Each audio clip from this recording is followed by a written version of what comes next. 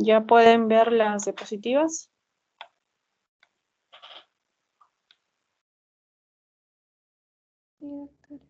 Sí, doctora. Ok, listo, entonces vamos a empezar. A ver, el día de hoy vamos a hablar sobre lo que es prevención de enfermedades intrahospitalarias. Ahí podemos ver de que tenemos dos siglas, la IIH o las IAAS. ¿Alguien sabe qué significan esas siglas?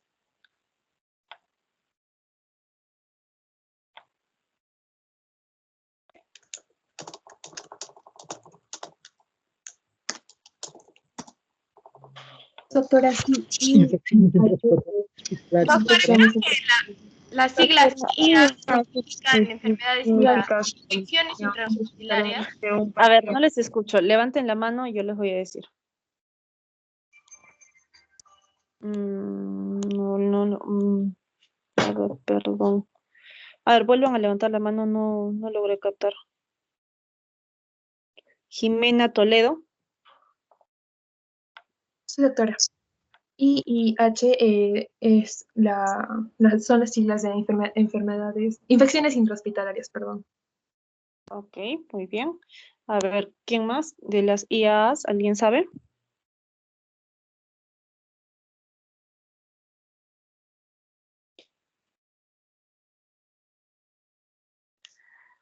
A ver. Doctora, disculpe, ¿son infecciones hospitalarias contraídas por un paciente durante el tratamiento en el hospital?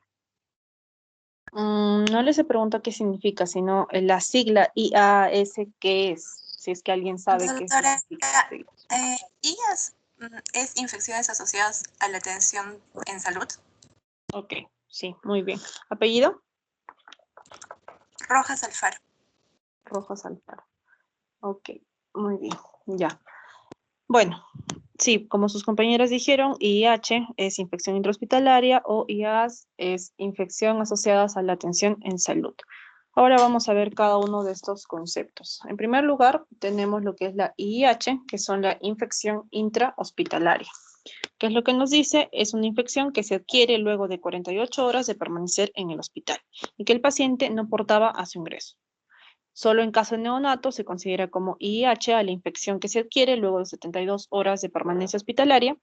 Incluye también las infecciones contraídas en el hospital, pero que aparecen después que el paciente fue dado de alta y las que se registran entre el personal y los visitantes, ¿no? Entonces, eso es la IIH, todas las infecciones que puedan adquirir, que el paciente llega al hospital con alguna patología y luego adquiere alguna infección dentro del hospital, pues esto se considera una IIH.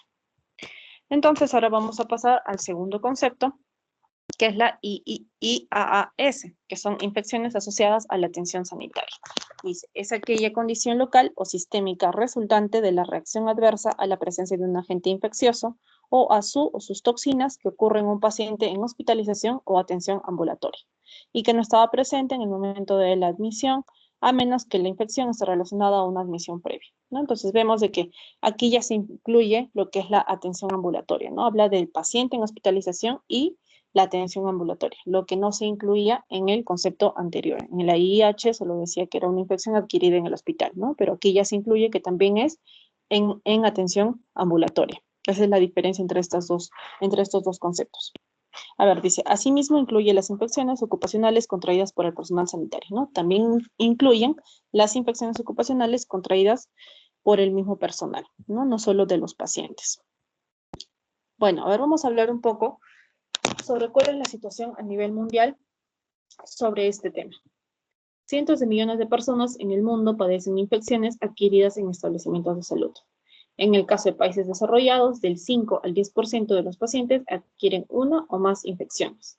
Y en el caso de los países en vías de desarrollo como el nuestro, el riesgo de las IAAS es 2 a 20 veces superior que en los países desarrollados. Y la proporción de los pacientes afectados por IAAS pueden superar el 25%.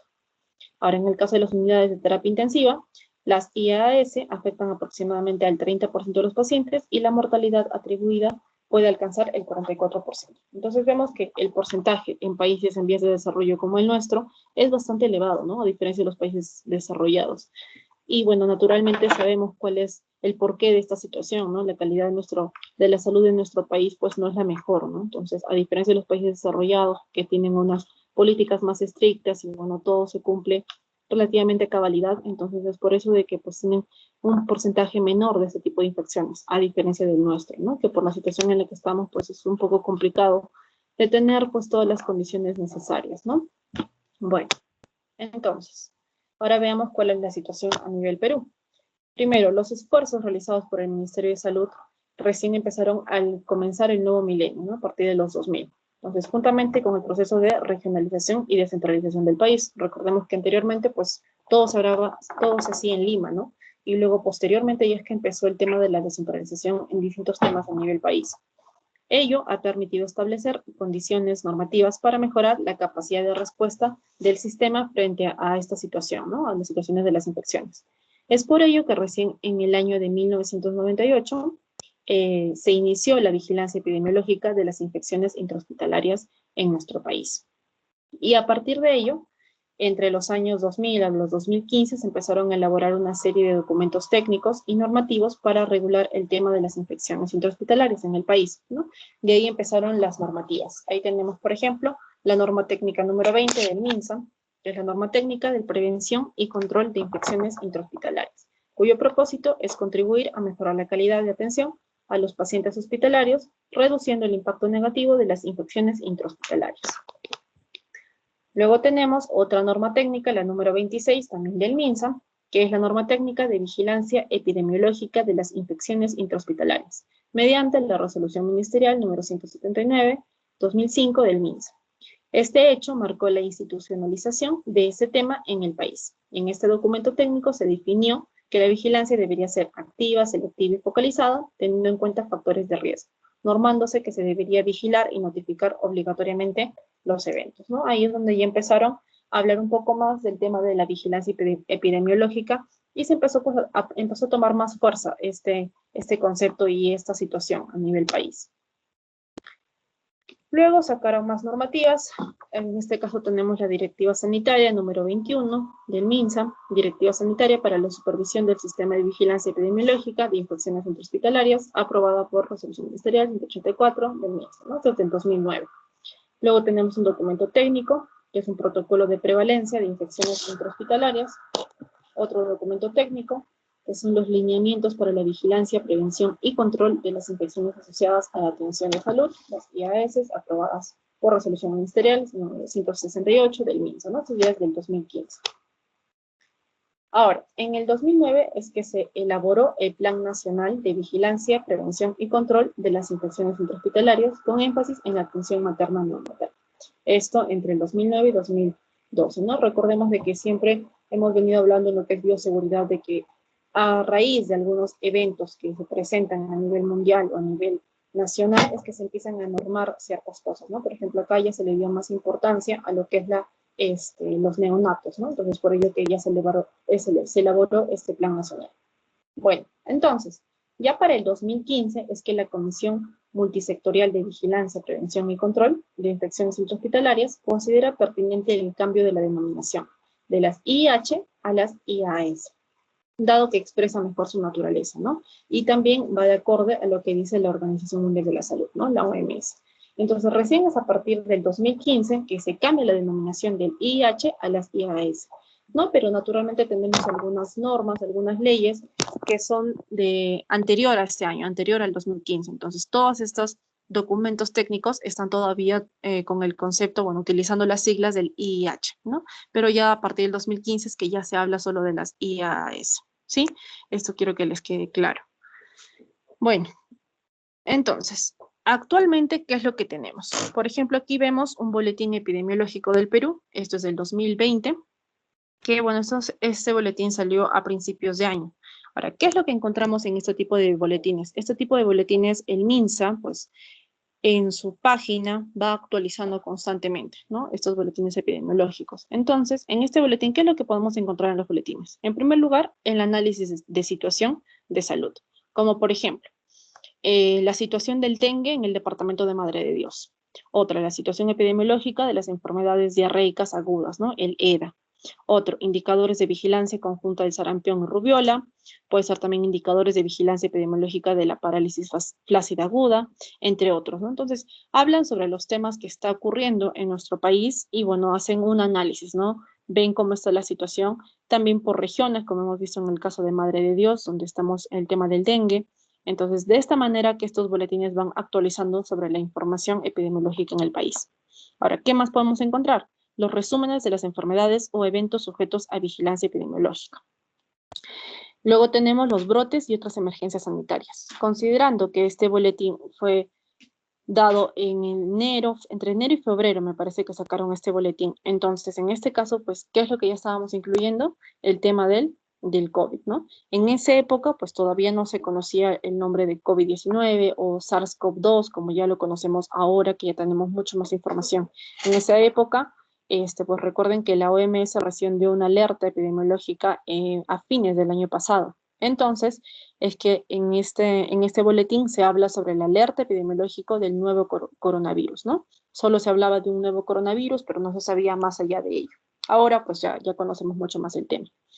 Ahora, otra cosa que podemos encontrar son los indicadores de monitoreo de notificación de la información del sistema de vigilancia epidemiológica en el Perú, ¿no? Entonces, todo ello podemos encontrar en los boletines epidemiológicos.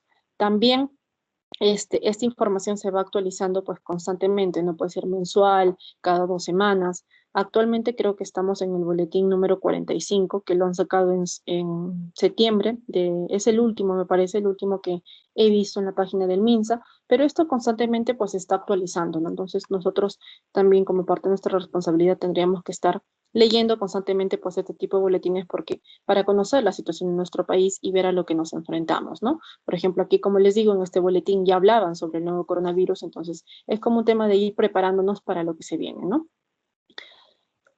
Ahora, vamos a hablar de cuáles son las características del sistema de prevención y control. Dice, debe existir un equipo multidisciplinario integrando el Comité de Control de Infecciones intrahospitalarias, ¿no? Entonces, siempre tiene que haber un equipo que es el que se encarga de analizar la situación, de ver cuáles son las situaciones en las distintas regiones del país, para poder informar, ¿no? Y poder estar todos, para poder conocer cuál es la situación de algunas afecciones en ciertas zonas de nuestro país. Ahora, deben existir normas y procedimientos para la prevención y control de las infecciones intrahospitalarias, en los que se especifica cómo y quién asumirá el liderazgo en las actividades y las atribuciones que tiene. Entonces, como siempre les digo, ¿no? O sea, recién hay una alerta, hay alguna nueva epidemiología que sale, entonces a partir de eso es que se empiezan a normar, ¿no? Se empiezan a sacar manuales, normas, leyes, ¿no? Entonces, esto es un proceso paulatino, ¿no? Y luego, ¿qué es lo que pasa? Una vez de que ya tenemos las normas o tenemos algún procedimiento, algún manual, algún lineamiento sobre el tema epidemiológico, el hospital es el que se encarga de difundir esta normativa a todos los miembros del equipo de salud, ¿no? Para que todos lo conozcan. Claro que actualmente, pues todos, como les digo, tenemos acceso a Internet, entonces toda esta información se va actualizando constantemente en el MINSA, ¿no? En la página del MINSA, entonces todos ya tenemos acceso a ello, ¿no? Anteriormente, pues cuando teníamos la limitación de lo que es el acceso a Internet, pues a computadoras, ¿no? Ahí es donde pues, el hospital era el único medio, digamos, de difusión de estas normas, ¿no? Pero actualmente, pues ya no, ¿no? Creo que todos ya estamos en la capacidad de poder revisar por nuestro lado y poder estar informados, ¿no? Entonces, pero de todas maneras, el hospital es el que se encarga de difundir, ¿no? Por más que nosotros ya podamos tener la información de primera mano, pues el hospital también tiene que hacer lo propio. Luego, el hospital debe contar con un personal capacitado, especialmente asignado para realizar las tareas de prevención y control de las IIH, ¿no? Entonces, el hospital, en base a estas normativas, es que ya empieza a capacitar al personal de salud, ¿no? Entonces, esto también corre también por nuestra cuenta, que nosotros podamos estar leyendo y estar informados para estar en constante capacitación, ¿no? Para saber cómo podemos enfrentar cualquier situación en nuestro país. Ahora, vamos a hablar sobre cuáles son los componentes del sistema de prevención y control. Tenemos, en primer lugar, lo que son las actividades de vigilancia. En este caso, las unidades de epidemiología de cada hospital deberán trabajar en forma coordinada con todo el equipo de salud, quienes reciben información del sistema. Entonces, los productos de la vigilancia deberán constituirse en herramientas de gestión para todos los niveles de atención de las actividades, ¿no? Estas actividades son detalladas en un manual de vigilancia epidemiológica de las infecciones, ¿no? Luego tenemos la prevención y control de infecciones. Aquí, los comités, habiendo evaluado los resultados de las actividades de vigilancia o investigaciones especiales, aprueba acciones para prevenir o controlar cada infección, ¿no? Aquí ya se incluyen las políticas, los procedimientos para el control de las infecciones. Y finalmente tenemos la educación, ¿no? El personal de control de infecciones coordina con la unidad de capacitación programas educativos para cubrir las necesidades de capacitación de los componentes del sistema. Y la educación será realizada periódicamente, ¿no? Y cuando el análisis de los datos de vigilancia identifiquen ciertas necesidades, ¿no? De esta manera es que funciona. Ahora, vamos a ver, aquí tenemos dos indicadores de lo que son las IAs o las IH, que son dos conceptos, ¿no? Que tenemos que tener bien en claro, que es la incidencia y la prevalencia. En primer lugar, la incidencia mide la velocidad de la propagación, ¿no? Por ejemplo, hablando del COVID-19. Como vimos, pues la velocidad de propagación fue bastante alta, ¿no? En entre noviembre, fines de noviembre e inicios de diciembre que se dio el primer caso, es que ya nuestro país ha llegado a principios de marzo, ¿no? El 5 de marzo. Entonces, si se dan cuenta, la velocidad de propagación, pues desde Asia hasta Sudamérica ha sido bastante alta. Entonces, la incidencia del COVID-19 ha sido alta, ¿no? Luego tenemos el otro concepto de prevalencia, que es estima la magnitud y la distribución, ¿no? Es decir, cuánto realmente va a llegar a magnificarse este nuevo brote. Entonces, la incidencia, ¿cuál es la utilidad? La predicción del riesgo y la evaluación de intervenciones e investigaciones epidemiológicas. Y en el caso de la prevalencia, la utilidad es la planificación de los servicios, ¿no? Nos permite planificar cómo vamos a actuar. Ahora, en el caso de la incidencia, dice que es una vigilancia activa, selectiva y focalizada, y en el caso de la prevalencia son estudios de tipo puntuales, son puntuales aquí los estudios. Y ahora, en el caso de la incidencia se incluyen 5 tipos de IAs, que son la infección del torrente sanguíneo, la infección del tracto urinario, las neumonías, endometritis y la infección del herido operatorio, ¿no? Estos son los 5 tipos más comunes, se podría decir. Y luego tenemos, en el caso de la prevalencia, incluyen 48 tipos. Estos 48 tipos están agrupados en 13 subgrupos, ¿no? Como podemos ver ahí en la tabla. Ahora, vamos a ver cuáles son los eventos que necesitan, bueno, que son objeto de realizar una vigilancia epidemiológica. Esto se divide por servicios. En primer lugar, tenemos el servicio de neonatología. En el caso del servicio de neonatología, ¿cuál es el tipo de infección más común? Bueno, ¿cuáles son, no? En primer lugar, infección del torrente sanguíneo. ¿Por qué? ¿Cuál es el factor de riesgo? En este caso es el catéter venoso central y el catéter venoso periférico. Ahora quiero que ustedes me digan, ¿qué es el catéter venoso central?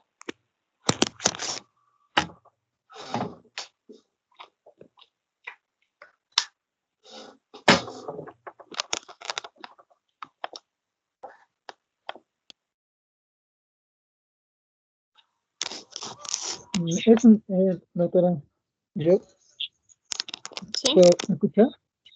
Sí, adelante. Eso no es un dispositivo que se usa para extraer sangre y administrar tratamientos como líquidos intravenosos, o podemos hacer con medicamentos o transfusiones de sangre. Así es, muy bien. ¿Apellido? Pongo Cormilloni. Pongo Cormilloni. Ok, ¿alguien más que quiera participar, que quiera complementar lo que dijo su compañero?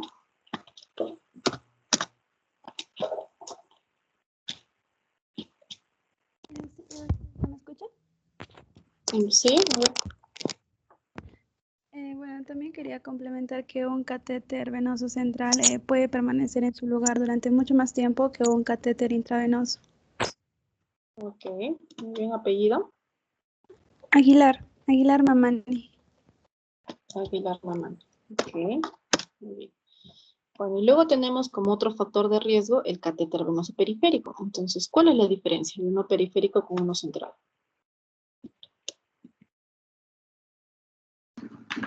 Doctora, ¿Sí? ya que el periférico se usa más que todo para administrar líquidos y introducir otros medicamentos, mientras que el central también se utiliza para extraer sangre. Ok, ¿apellido? En Rivera Puma. Rivera Puma. Doctora, el central también se puede ubicar debajo de la clavícula, se puede colocar y normalmente el periférico es en el brazo. Claro, muy bien. ¿Apellido?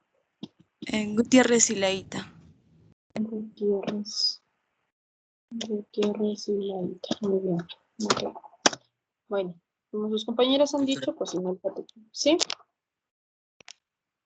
También podría ser que el catéter venoso central tiene 3 luces, luz distal, una luz medial y una luz proximal, que la luz distal sirve para medir la presión venosa, la luz medial mayormente para nutrición parenteral y la luz proximal para una medicación, extracción de sangre y transfusión de sangre, etc. Ok, muy bien. ¿Apellido? Como Rolín, doctora. Puma Rolín. Ok, muy bien. Muy bien, ¿no? Todos los compañeros han aportado sobre cuáles son estos tipos de catéteres, ¿no? Entonces, ahora, ¿cuál sería el factor de riesgo? O sea, ¿por qué creen ustedes de que es riesgoso, pues, un catéter venoso central que va directo al corazón y el periférico que está, pues, normalmente en el dorso de la mano, en el brazo? ¿Por qué creen que sería un factor de riesgo? Doctora, porque puede existir un riesgo de infección por el tiempo en el que el catéter permanece en la vena. Sí, podría ser. A ver, primero, una compañera estaba hablando. Doctora, disculpe, ¿puede existir una trombosis? Sí, pero no. Al estar tiempo una obstrucción. Sí, también.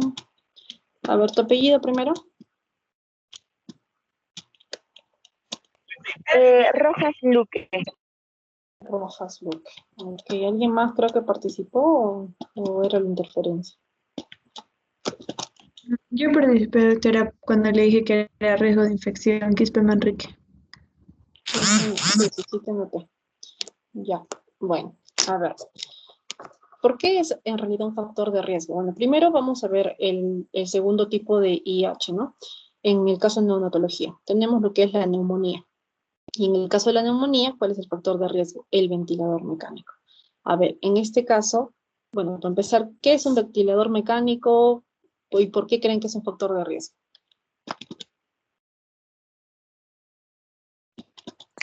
Doctora, Porque, el ventilador doctora, ¿Sí? ¿Se me escucha, doctora? Sí, Bueno, dígame. el ventilador mecánico es una máquina que permite el ingreso de aire oxigenado a presión, que, bueno, puede ser introducido directamente a la tráquea o en algunos otros casos directamente por la boca o nariz. Ok, muy bien. ¿Apellido? Llave Pinto. Llave Pinto, ok. ¿Un compañero más creo que va a participar? sí, doctora. Quería decir, acotar ahí, de que como es un material invasivo, si está mucho tiempo está mal puesto, puede causar infecciones, y a causa de las infecciones pueden dar las neumonías. Ok, muy bien. ¿Apellido? Pari. Vale, muy bien. A ver, más que todo el factor de riesgo va por lo que dijo su compañero ahora último, ¿no? Que es por ese tema, ¿no? Porque mira, si se dan cuenta, tanto los catéteres venoso central y el periférico y los ventiladores van ingresados, digamos, o sea, van en nuestro organismo, ¿no? En el caso del ventilador puede entrar por la tráquea, está en nuestro, en la nariz. En el caso del catéter venoso central hay una aguja que está ingresando a nuestro cuerpo, en el periférico de igual manera. Entonces, estas vías de ingreso que tienen estos aparatos, con estos equipos, ¿qué es lo que hacen? Que pueda ser una vía de ingreso también de microorganismos, o sea, si no se colocan bien, en el caso que, por ejemplo, el paciente se pueda mover. Entonces, en cualquiera de estos casos, si no se tiene un especial cuidado, ¿qué pasa? Es una vía de ingreso también a los microorganismos, ¿no? Porque recordemos que están expuestos con nuestros, ya no estamos hablando de la piel intacta, sino es una piel no intacta a raíz de que estos equipos pues están conectados a nuestro cuerpo. Entonces, es por ahí que es una vía de ingreso de los microorganismos y los microorganismos que pueden ocasionar infecciones, ¿no? Entonces, estas infecciones pues son las consideradas las IAS, ¿no? Entonces, es por ello que viene el factor de riesgo, por este tipo de cosas que les estoy diciendo. Ahora, veamos en el caso de unidad de cuidados intensivos. Tenemos el tipo de infección, son infección al torrente sanguíneo, y ocasionado por ¿qué? El catéter venoso central. En el caso de la infección del tracto urinario, pues el catéter urinario que funciona de la misma manera, ¿no? Y también puede darse una neumonía de igual manera por el ventilador mecánico. Ahora, en el caso de medicina, es una infección del tracto urinario, también ocasionada por un catéter urinario. En el caso de, bueno, abajo también tenemos cirugía y la tabla no está muy bien. En el caso de cirugía también tenemos lo que es la infección de herida operatoria. En este caso estamos hablando como un factor de riesgo, la colecistectomía. Ahora, ¿qué entendemos por colecistectomía? Doctora, ¿no es la extracción de la vesícula biliar que está enferma? Ok, muy bien. ¿Apellido? Mendoza Mamani. Mendoza Mamani. Mendoza. Entonces, ¿y por qué se da esta extracción?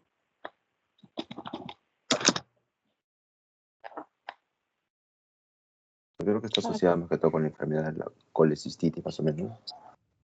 Sí, inflamación que podría haber. Ok, ¿ya que se debe? A ver, otra persona si sabe a qué se debe de que pueda haber una extracción de la vesícula.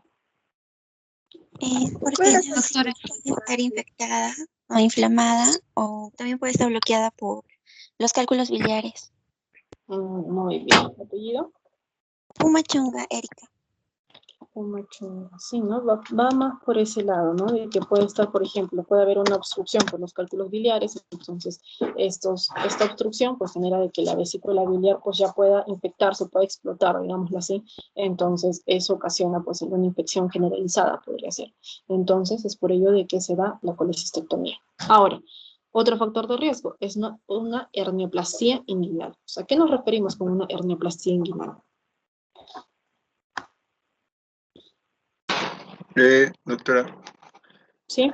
Es un tratamiento para corregir una hernia cuando la pared muscular es débil. Ok, muy bien. ¿Apellido? Blanco. ¿Blanco? Sí. Blanco Cola, ok. Ya a ver, ¿alguien más que quiera acotar?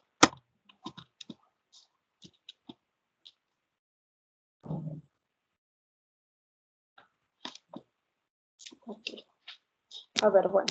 Sí, como su compañero dijo, pues la hernioplastia, pues no, la hernia se da porque obviamente la pared es muy delgada, entonces genera un bulto y esto genera molestias, entonces por ello se tiene que tratar esto, ¿no?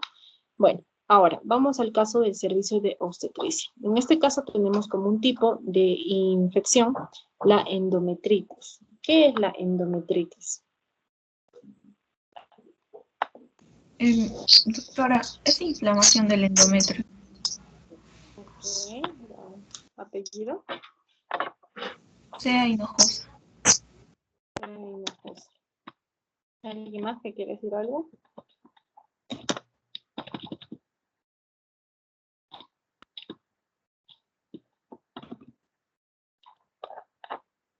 A ver, entonces la endometritis, ¿qué es? Bueno, es una infección al útero, ¿no? ¿Causada por qué? Por distintos microorganismos, ¿no? Ahora, en este caso, ¿cuál sería el factor de riesgo? Un parto vaginal, un parto por cesárea, y también se puede dar una infección de herida operatoria, ¿no? En este caso, estamos hablando de un parto por cesárea, porque recordemos que un parto por cesárea es donde se hace, pues, un corte, ¿no? En la parte abdominal, donde para extraer, pues, al bebé, ¿no? Para que nazca el bebé. Entonces, ahí recordemos que tenemos una herida que demora en cicatrizar por tantas capas que ingresamos hasta llegar al bebé, ¿no? Entonces, esto puede ocasionar una infección si es que no se trata bien, si es que no se tienen los cuidados, entonces es por ello que también viene lo que es el factor de riesgo, ¿ok? Bueno, ahora vamos a hablar sobre los tipos de infecciones asociadas a la atención de salud, las IAAS. De igual manera vamos a hablar de los 5 servicios que son la ginecobstetricia, cirugía, UCI, neonatología y medicina. En el caso de ginecobstetricia, ¿cuáles son las infecciones asociadas a la atención de salud? Principalmente son la endometritis en el parto por cesárea, en el parto vaginal, la infección en el sitio quirúrgico en el caso del parto por cesárea.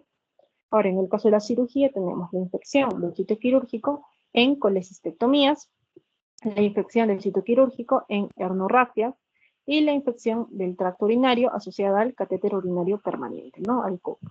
Ahora, en el caso del UCI, en el caso de UCI las infecciones son la neumonía intrahospitalaria que está asociada al ventilador mecánico, la infección del tracto urinario asociada al catéter urinario permanente y la infección del torrente sanguíneo asociada al catéter venoso central.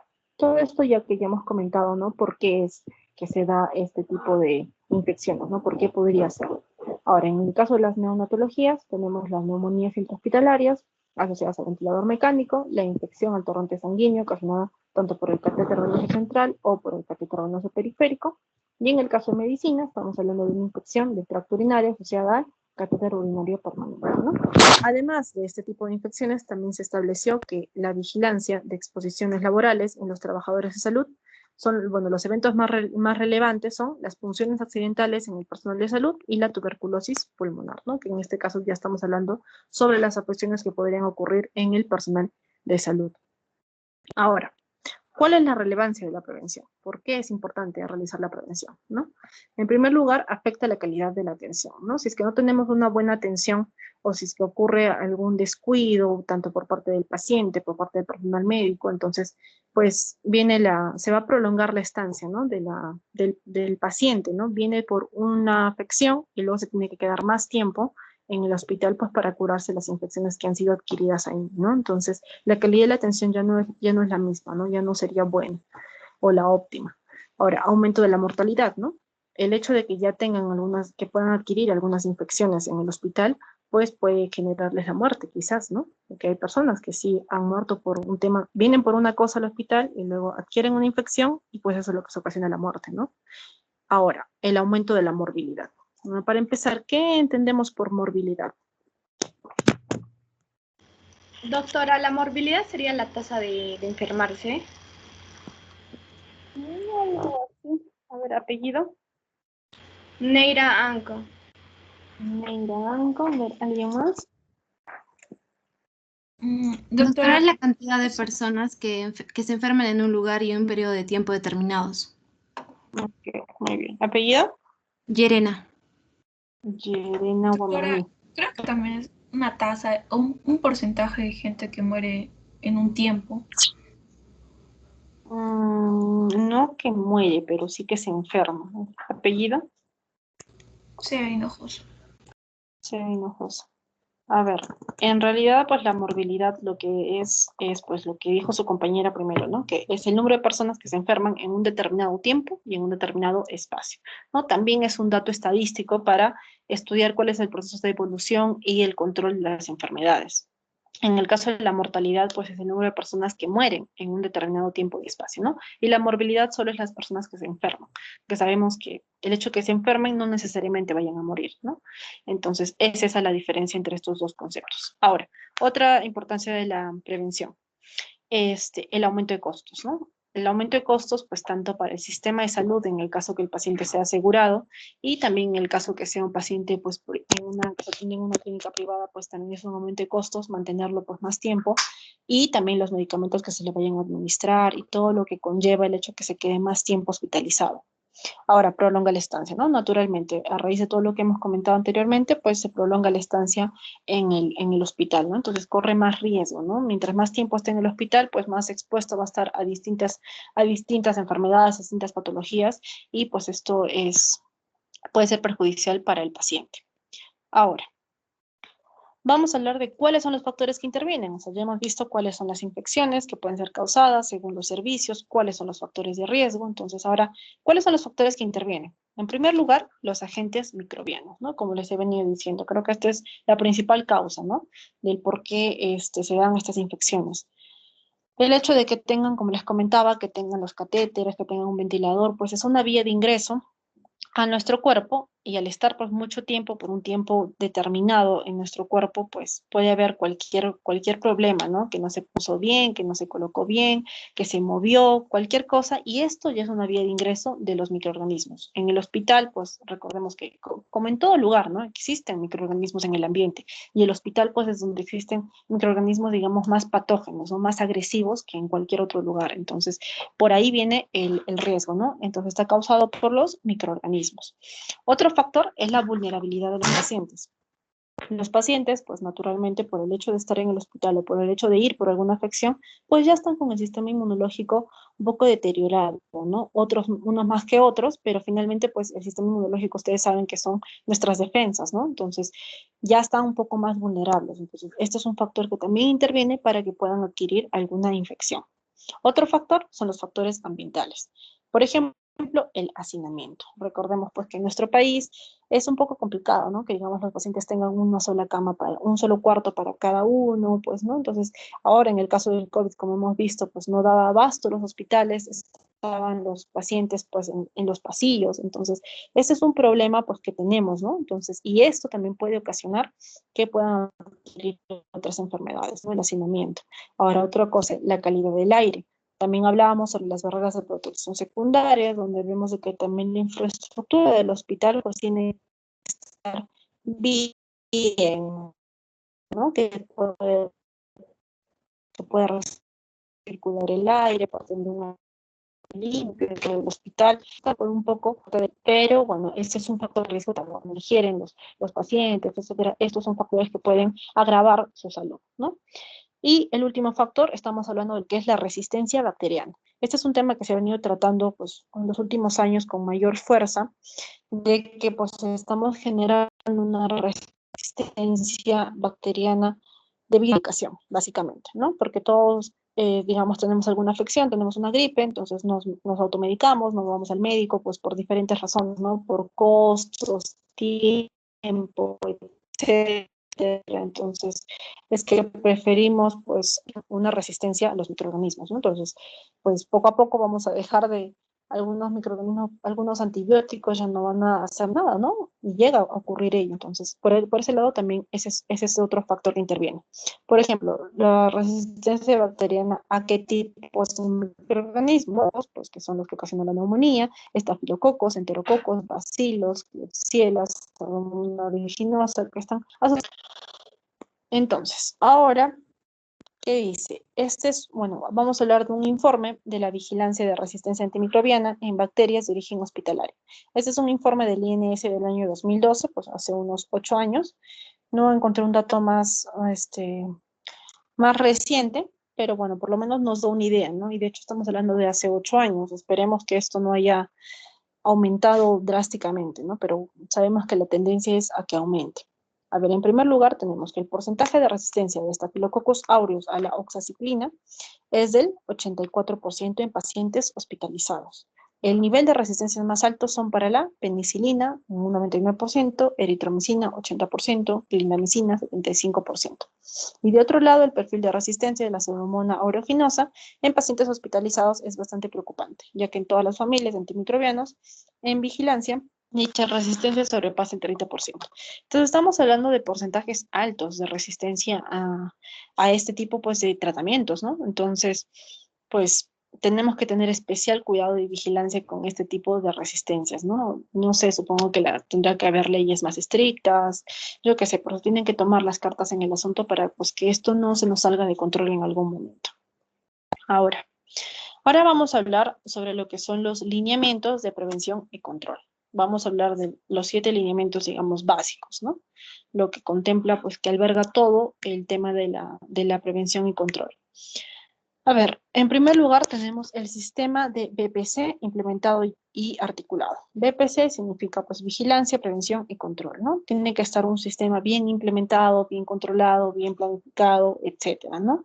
Esto es parte del inicio de cómo se tiene que trabajar bien en el hospital. Ahora, el segundo es la implementación de las prácticas de prevención y control, ¿no? Si bien es cierto, ya tenemos leyes, tenemos normas, tenemos algunos manuales, lineamientos, etcétera. Pero, ¿qué es lo que tenemos que hacer con esta información? Pues, implementarla, ¿no? Como les decía, que el personal esté capacitado, constantemente capacitado por iniciativa propia, no necesariamente porque el hospital lo dice, pues tenemos que estar capacitados y poder adoptar estas prácticas en la actividad diaria, ¿no? Para poder, pues, prevenir cualquier cosa, ¿no? Cualquier problema que pueda venirse en futuro. Ahora, en segundo lugar, tenemos la efectiva y oportuna vigilancia epidemiológica, ¿no? Esto ya va más por parte de las autoridades, donde tienen que tener, así como esos boletines que les mostré al inicio de la clase, pues esos boletines nos informan, ¿no? De cuál es el análisis de la situación de distintas afecciones en nuestro país. Entonces, eso es importante, ¿no? Para conocer cómo estamos, ¿no? Cuál es la situación y poder saber cómo actuar.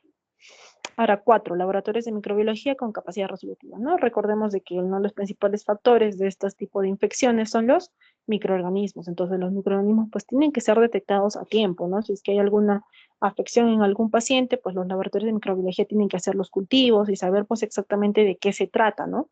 Y esto pues requiere de que el laboratorio esté bien implementado, que tenga pues personal capacitado, etcétera, ¿no? Que esté sobre todo bien articulado el tema del laboratorio de microbiología y que no se lo deje pues para último, en último lado, ¿no? Tiene que ser algo importante también como parte de todo lo que es la atención de salud.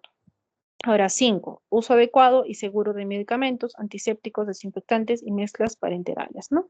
Esto es algo que ya hemos hablado también sobre cuáles son los antisépticos, los desinfectantes y todo este tipo de cosas que nos ayudan, pues, a mejorar o a limpiar, que es algo que ya sabemos que es básico, ¿no? Para hacer la atención en salud, entonces tenemos que conocer y realizarlo, ¿no? Bueno, en este caso va por el lado del personal de limpieza, pero es importante, ¿no? Es importante que lo tengamos en cuenta. Otro, el sexto es la limpieza y desinfección hospitalaria, ¿no? De eso también ya hemos hablado bastante, de cuáles los tipos de desinfectantes, cuál es la diferencia de la limpieza, la desinfección, la esterilización, etcétera. Entonces, todo ello pues tiene que estar bien estructurado. Y finalmente tenemos lo que es el manejo adecuado de residuos sólidos, agua, alimentos, vectores y roedores. A ver, los manejos de residuos sólidos también hemos hablado, cómo es que se tiene que hacer, el tema del cronograma, de que no se crucen la ropa limpia con los desechos, cuando se hace el recojo de los residuos, etcétera. Entonces, todo ello es lo que tiene que tener pues el hospital, ¿no? Tiene que estar bien hecho, desde la planeación, la implementación de prácticas, la vigilancia epidemiológica, los laboratorios de microbiología, etcétera. Todo esto que estamos mencionando, pues, tiene que ir bien, tiene que ir de la mano y bien articulado para que se pueda prestar una buena atención en salud. Ahora vamos a hablar sobre cuáles son las medidas de prevención de las IAAs, ¿no? A ver, en primer lugar vamos a hablar sobre lo que es el aislamiento hospitalario. El aislamiento hospitalario es una de las principales medidas de prevención de las IAAs, ¿no? Recordemos que ahora también en lo que estamos viviendo, pues en la pandemia del COVID-19, una de las primeras medidas que adoptaron todos los gobiernos fue la cuarentena, ¿no? Mantenernos en aislamiento entre las personas, porque obviamente al haber más transporte de personas, pues hay mayor probabilidad de contagio, ¿no? Entonces es por ello que lo primero que nos dijeron es la cuarentena. Entonces es como que la primera medida que es de alguna manera sencilla de tomar para evitar pues cualquier propagación de algún virus, de alguna bacteria, de alguna infección, ¿no? Esta es la primera medida que se toma. De igual manera en el hospital, ¿no? Entonces, por eso, ¿cuál es el objetivo? Prevenir la diseminación de microorganismos entre el paciente, personal hospitalario, visitantes y equipos. Las precauciones del aislamiento hospitalario buscan cortar la cadena de transmisión del agente infeccioso, disminuir la incidencia de infección nosocomial, prevenir y o controlar brotes y racionalizar el uso de recursos, ¿no? Entonces, es importante el caso del aislamiento hospitalario. Ahora vamos a hablar de cuáles son estos tipos de aislamiento. Vamos a hablar de 4 tipos. En primer lugar, el aislamiento de contacto. En este caso, ¿qué dice? Se recomienda el uso de guantes, mascarilla quirúrgica y bata al contacto directo con el paciente, desechar mascarilla y guantes antes de salir de la habitación, el lavado de manos es absolutamente necesario antes y después de tocar al paciente, el transporte del paciente debe ser limitado, pero sí es necesario, limpiar el estetoscopio antes de su utilización.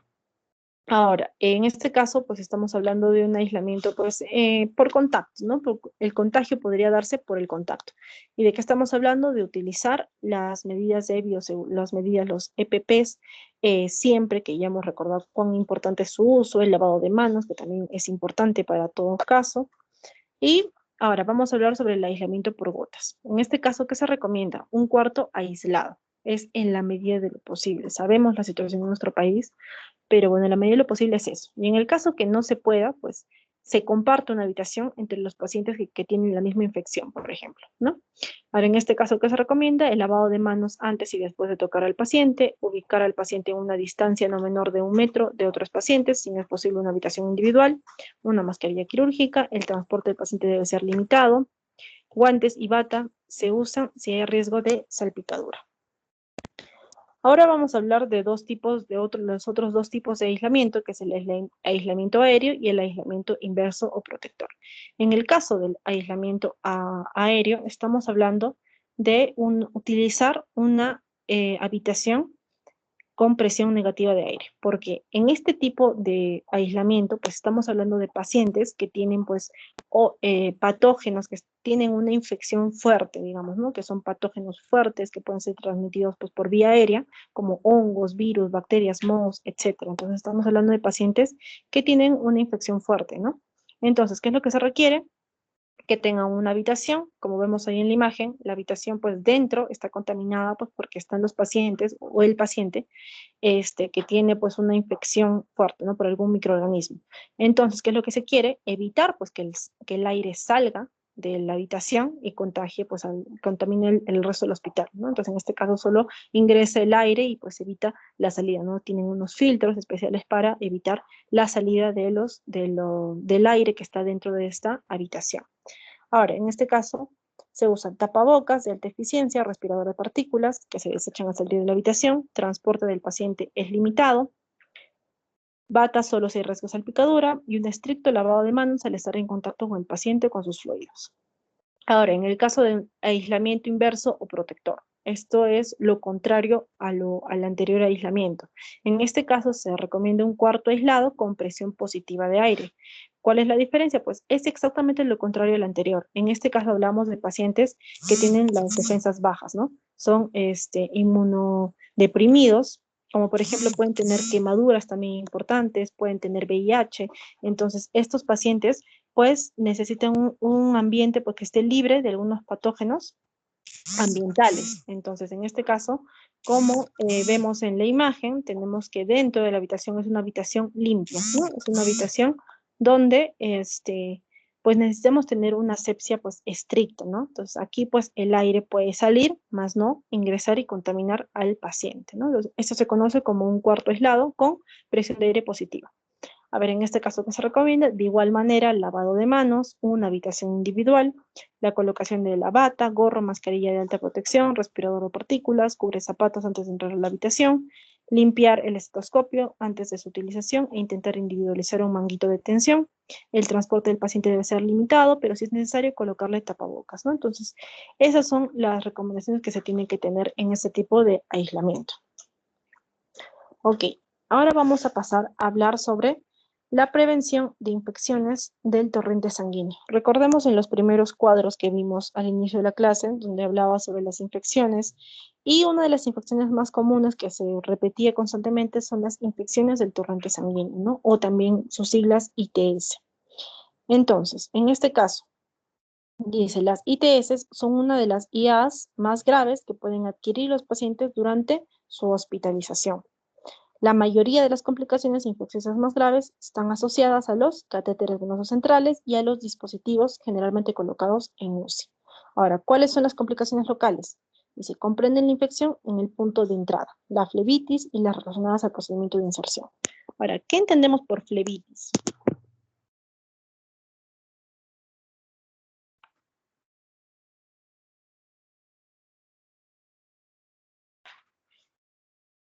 ¿Es la inflamación de las venas?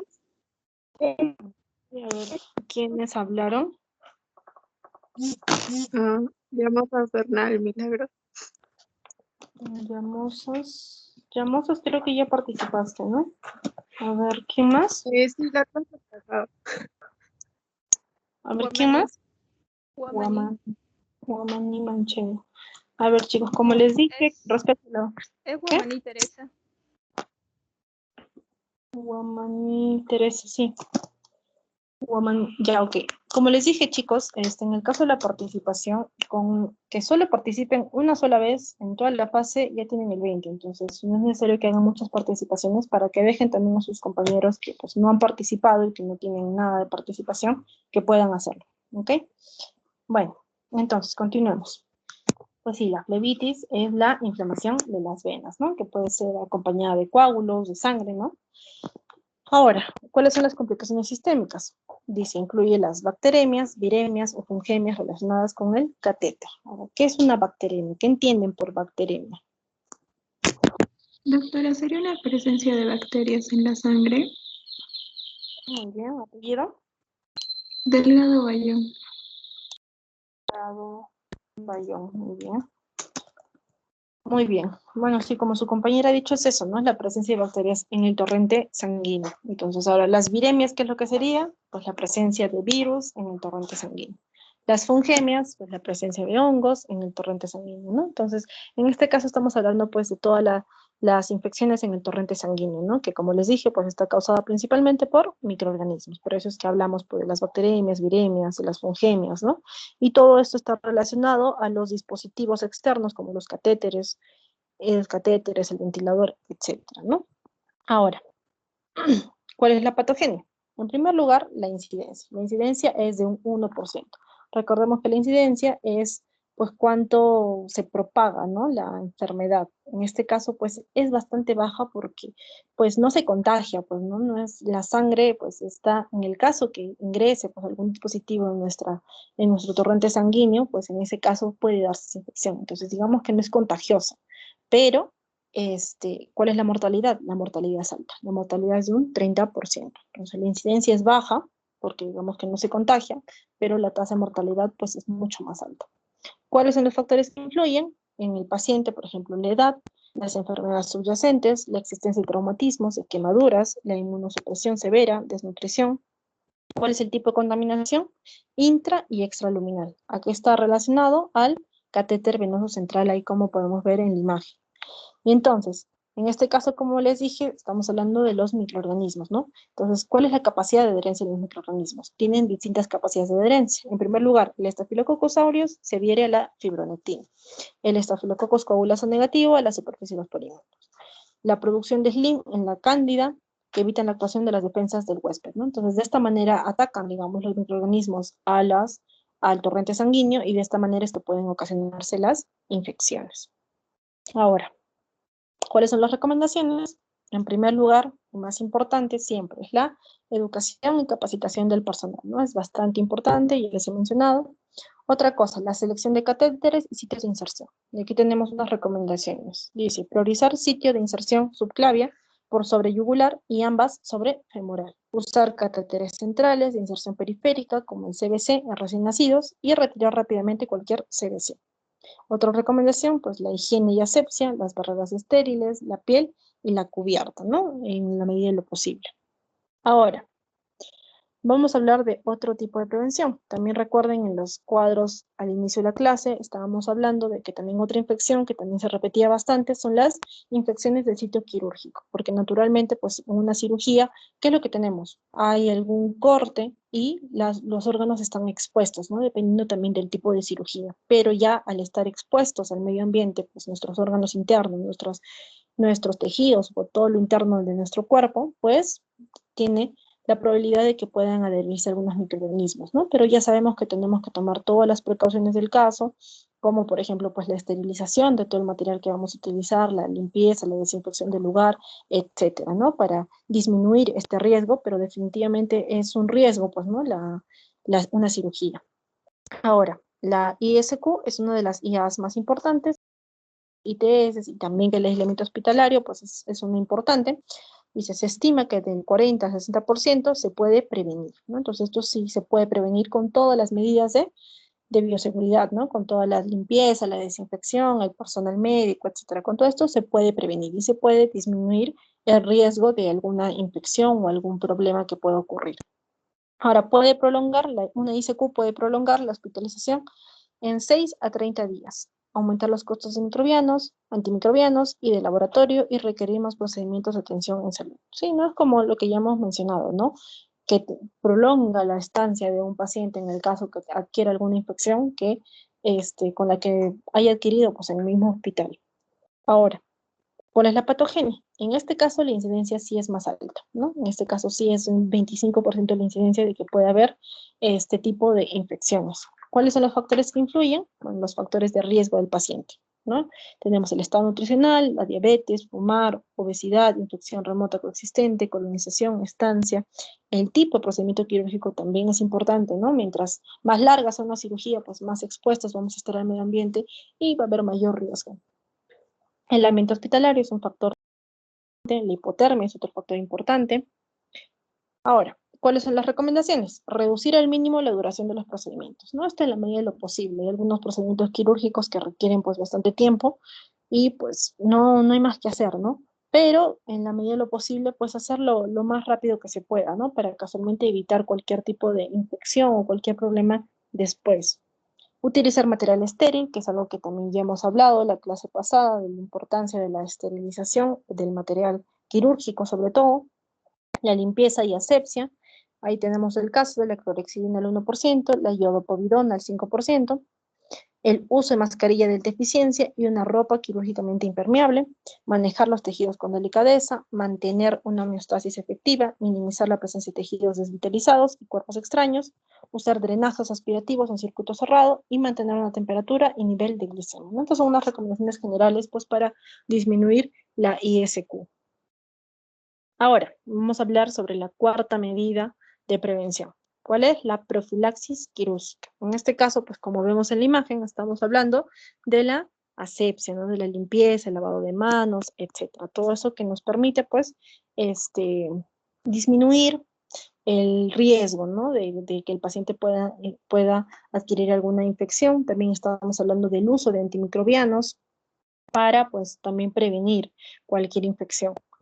Entonces es así que vamos a hablar sobre la profilaxis antibiótica perioperatoria, o PAP, ¿no? Que consiste en la administración de antibióticos profilácticos en aquellos pacientes que se van a someter a una intervención quirúrgica, diagnóstica o terapéutica con el objetivo de prevenir la incidencia de infecciones postoperatorias del sitio anatómico donde se ha realizado la intervención, ¿no? Infecciones de sitio quirúrgico. En este caso estamos hablando de utilizar algunos antibióticos para prevenir, pues, cualquier infección postoperatoria. Recordemos que cuando hablábamos del Lister, decíamos de que el problema de que la mortalidad era de un 50% era porque al momento de terminar la cirugía, pues en el postoperatorio, ahí es donde los pacientes podían adquirir alguna infección. También es que no realizaban una desinfección, una esterilización, etcétera, pero también pues el riesgo era después, ¿no? Después de la cirugía. Los médicos podían hacer bien su trabajo, hacer una buena cirugía, sin embargo, pues no se tenían los cuidados postoperatorios y por eso es de que se generaban las infecciones. Ahora, ¿en qué casos se indica el PAP? En cirugías de alto riesgo de infección perioperatoria, con un porcentaje mayor al 5%. En órganos normalmente colonizados por microorganismos. Estamos hablando de intervenciones con baja probabilidad de infección, pero con alto riesgo para el paciente, debido a la propia cirugía, por ejemplo, una cirugía cardíaca, o debido a alguna característica especial del paciente, como la inmunosupresión. ¿Ok? Entonces aquí estamos hablando de que el riesgo es mayor cuando, pues, en el caso de la cirugía cardíaca, por ejemplo, porque pues está el corazón expuesto, el corazón pues tiene toda la sangre que corre por nuestro sistema, entonces ahí hay un riesgo alto, ¿ok? Bueno chicos, esto es todo por la clase de hoy. ¿Tienen alguna pregunta?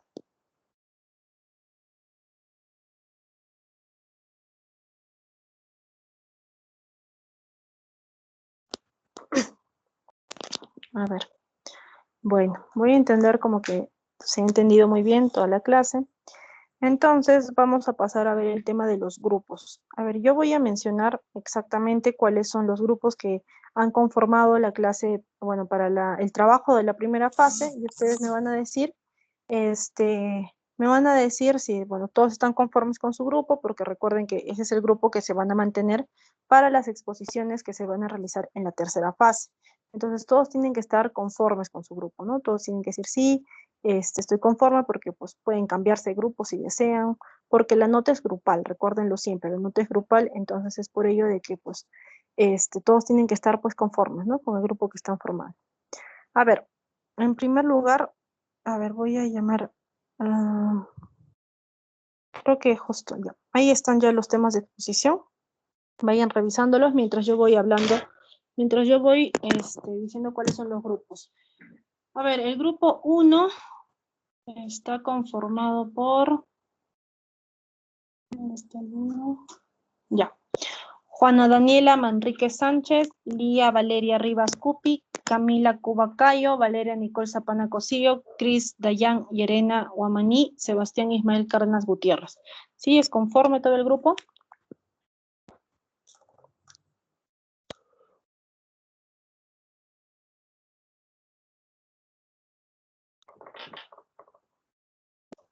¿Se encuentran los miembros del grupo? Sí, doctora. Ok, ¿están conformes con todos los miembros del grupo? Sí, doctora. Ok, listo. Y entonces ustedes son el grupo 1, por lo tanto, pues el tema exposición 1.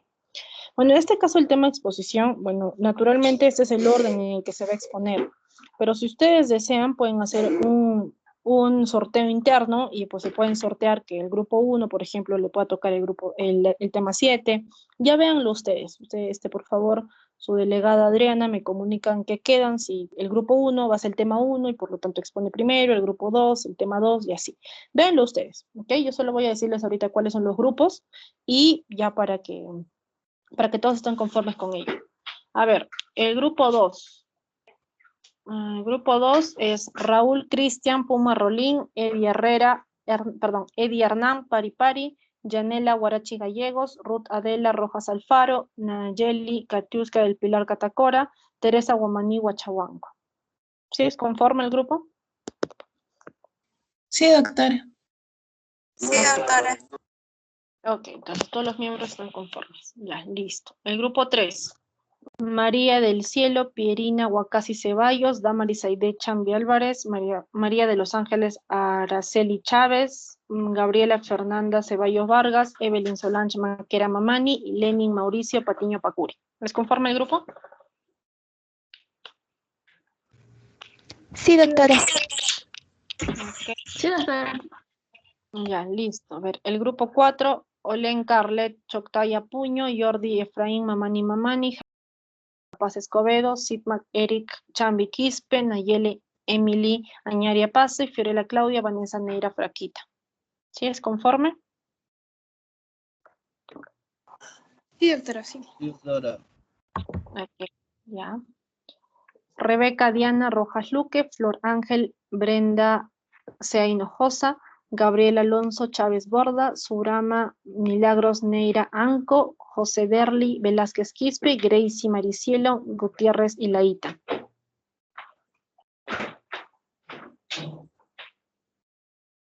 ¿Es conforme el grupo? ¿Están todos de acuerdo con los miembros de su grupo? Sí, doctora. Sí, doctora. Ok. A ver, el grupo 6 es Milagros del Carmen Llamosas Bernal, Leila Ariana Chávez Sardón, Marjorie Catherine Aguilar Mamani, Erika Pumachunga, Yanderín Dioselit Sea Borda, Hilary Jones Valdés Calcín.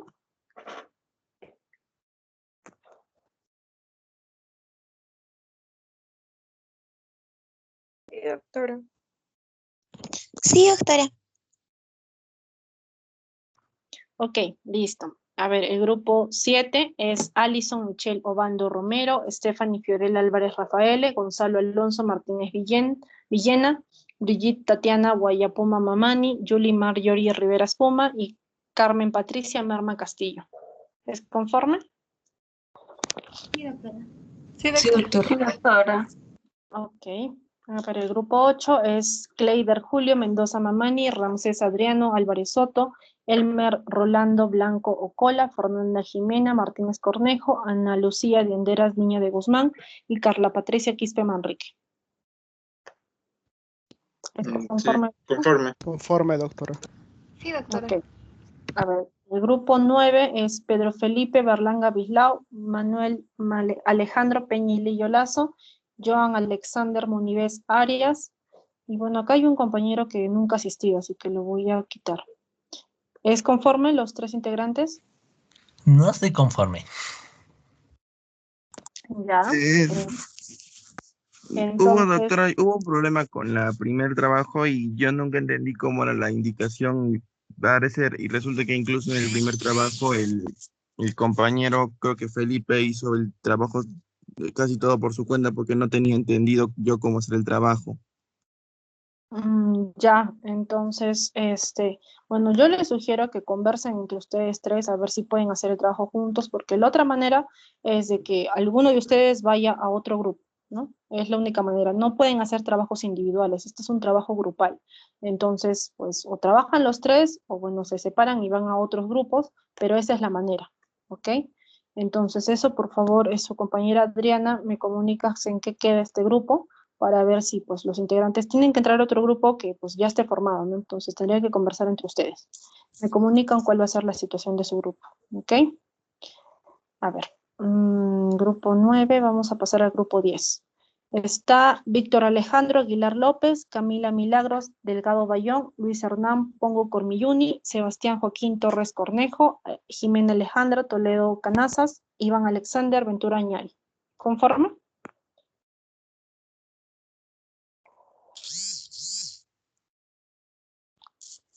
Sí, doctora.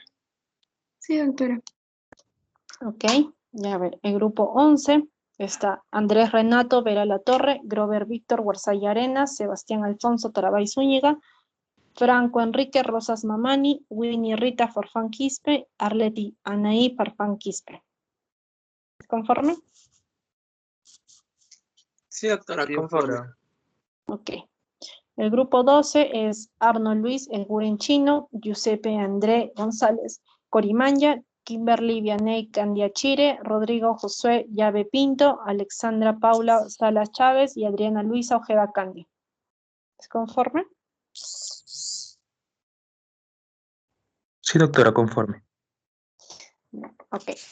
Ya, listo, chicos. Entonces, me avisan cómo va a ser en el caso del grupo 9 para ver cómo los acomodo o si van a trabajar realmente juntos, porque recuerden que la nota es grupal, ¿no? Entonces, les voy a explicar en qué va a consistir. Bueno, ahí están los temas de exposición. Naturalmente, la idea es de que cada grupo pues tome el mismo tema de exposición según el número del grupo, pero vean ustedes si quieren hacer un sorteo y ya me dicen, no, el grupo 1 va a ser el tema de, digamos, bioseguridad para emergencia, etcétera, ¿no? Ya me comunica eso su delegada, pónganse de acuerdo entre ustedes. Ahora, ¿en qué va a consistir el trabajo? El trabajo es un trabajo de investigación. Ustedes tienen que investigar cómo es la bioseguridad, por ejemplo, en cirugía, para cirugía y para hospitalización. Entonces, ustedes tienen que investigar. De hecho, hay en internet, pues, ¿no? Cuáles son las medidas que se toman. Hay también de acuerdo a algunos establecimientos de salud colocan en internet, hay algunas normas de bioseguridad que ellos tienen, ya específicamente para estos servicios que les estoy dando. Pero también el trabajo es investigar por su cuenta. O sea, anteriormente ese trabajo era un trabajo de campo, donde los estudiantes iban a los hospitales, se les daba algún establecimiento de salud y ellos investigaban cómo era, digamos, la seguridad en el caso de emergencia, conversaban con el personal de salud, etc.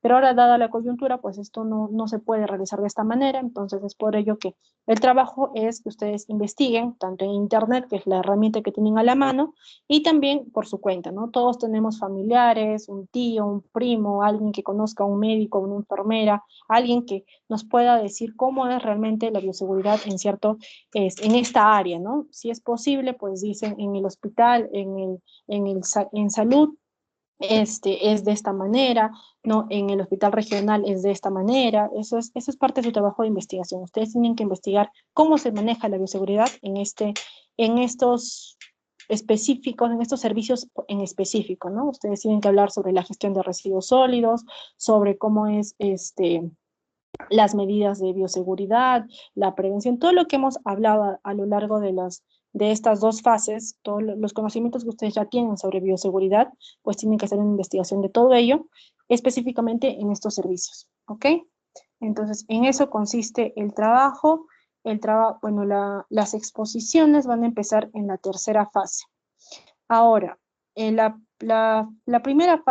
tercera fase inicia el 25 de diciembre. Entonces, bueno, el 25 de diciembre es feriado, ¿no? Se supone, pero todavía la universidad no se pronuncia.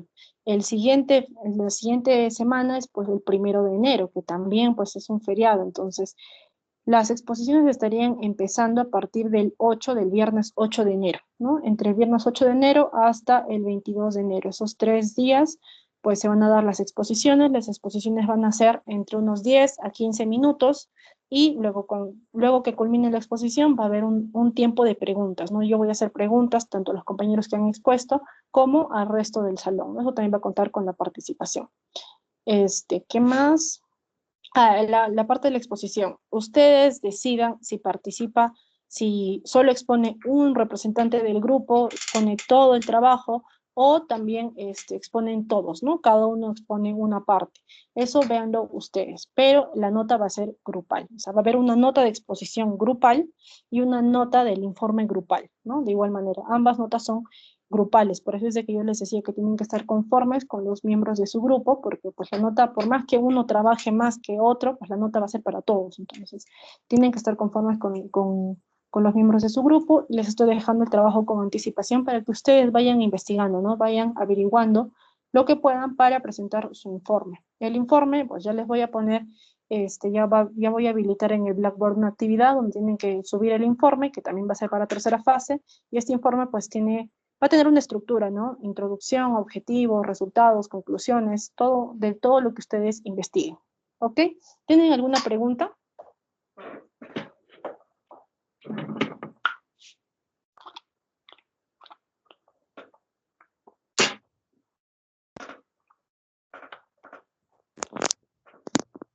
¿No? ¿Ninguna?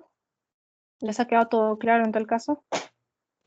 Doctora, una consulta. ¿Sí? Entonces, para el trabajo se presentaría informe y también diapositivas, que es para la exposición, ¿verdad? Así es. Así es. Es el trabajo y bueno, el trabajo es lo que el informe es lo que van a subir a la plataforma y bueno, las diapositivas las presentan el día que les toque exponer, ¿no? Eso no es que tengan que subir las diapositivas como tal, sino eso ya solo lo presentan cuando les toque el día de la exposición. ¿Y para las diapositivas hay un número máximo? No, solo que cumplan el tiempo, no les voy a decir exactamente cuánto va a ser el tiempo, que como les digo es entre 10 a 15 minutos, solo tienen que cumplir el tiempo, nada más, no excederse de ese tiempo, ¿no? Si les digo 10 minutos, pueden hacer 10 diapositivas si quieren y hablan un minuto por diapositiva o 30 diapositivas, depende de ustedes, eso sí, depende de ustedes el número de diapositivas. Solo lo único que les pido es que cumplan el tiempo que les voy a decir, nada más. Gracias. Doctora, y para esta fase entonces no tenemos que presentar nada, ¿verdad? No, para esta fase no. Para esta fase les estoy dando con anticipación porque, como les digo, es un trabajo de investigación. Entonces, ustedes ya tienen que ir investigando, ir conversando entre los integrantes de su grupo. Entonces, les estoy dejando con anticipación nada más, para no que a última hora digan, no, tenemos cosas que hacer y no tenemos tiempo. Entonces, por ello les estoy dando con anticipación para que vayan avanzando. Pero no, para esta fase no es. Esto es para la tercera fase.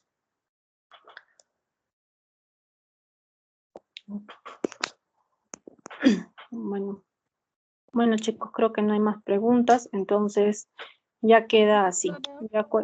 ¿Sí? ¿Le puedo hacer una pregunta de la clase pasada? Sí. Es que no me quedó muy claro y mi internet no estaba muy bien, es que no le pude escuchar. ¿Qué era microorganismos en forma vegetativa? Ok. Los microorganismos en forma vegetativa eran como la evolución de las esporas. Algo que comentábamos era que las esporas son un medio de supervivencia que tienen los microorganismos, ¿no? Digamos, saben de que van a morir o que están expuestos a algunas alteraciones medioambientales, entonces generan lo que son las esporas. Entonces, estas esporas pueden vivir por muchos años, ¿no? Les mostraba el caso de una espora que había vivido como 2500 años. Entonces, luego de que estas esporas pues hayan vivido por mucho tiempo, digamos las condiciones climáticas vuelven a ser las óptimas para su crecimiento, entonces estas esporas digamos que evolucionan, germinan y son lo que son las células vegetativas, ¿no? Los microorganismos vegetativos. Es eso, la definición. ¿Te quedó claro ahora? Sí, gracias. Y una pregunta más.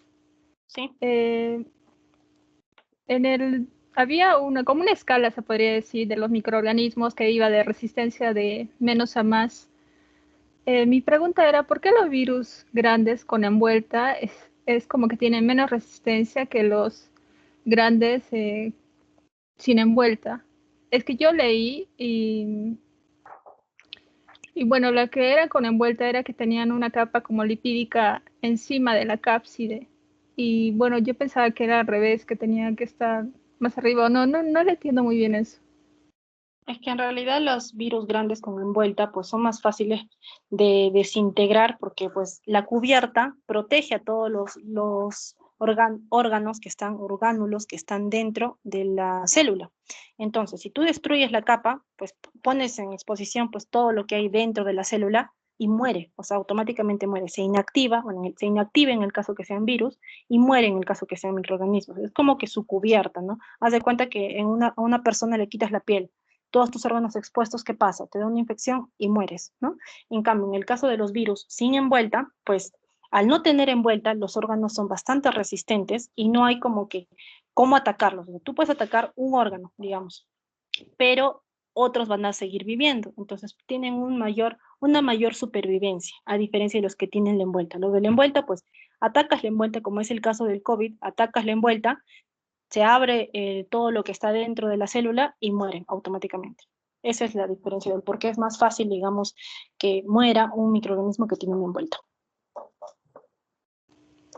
Ya, muchas gracias. Ok.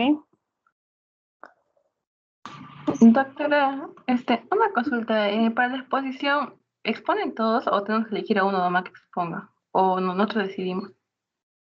Eso es lo que les acabo de decir, que ustedes deciden si va a exponer una sola persona o exponen todo el grupo, ¿no? Pero la nota es para todos, eso sí ténganlo claro. Por eso, decidan ustedes si solo expone uno o expone todos, pero la nota es para todos la misma. ¿Sí? Ok, gracias, doctora. Ok. Ok, ya chicos, listo. Entonces creo que les ha quedado todo claro. Y ya nos vemos a la siguiente semana. ¿Ok? Cuídense. Doctora, disculpe antes que se vaya. Sí. Le comuniqué a la delegada que